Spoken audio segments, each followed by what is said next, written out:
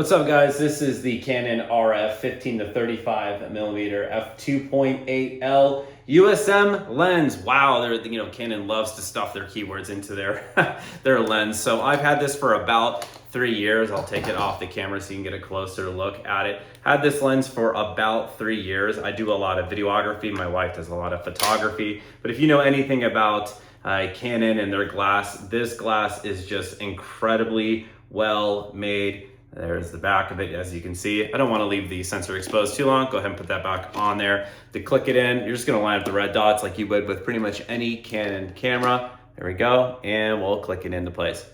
Satisfying sound. So I've got this on the Canon R6 Mark I, and I use this, like I said, for just photography, but as well as a lot of videography.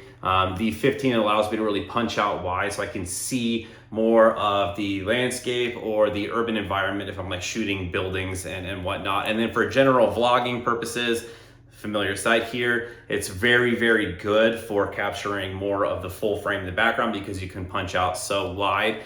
And then obviously the 35 is really just nice for basically the natural eyesight of what your eyes are going to see. So the overall quality on this, incredible. The glass, again, really, really good glass, even though I could probably clean mine up there. It will come with your lens cap as well as the bag to cover it inside of the box. But this is just my quick thoughts on somebody who's owned this lens for probably about 3 years. And that Canon glass, especially their RF line with the autofocus, the image stabilization, which is right here. It's gonna be hard to see, but you can switch it on and off.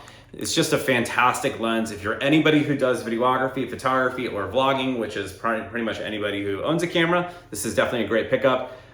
Very happy. I've never had any issues, and the autofocus is incredibly quick on this. So fantastic, fantastic lens.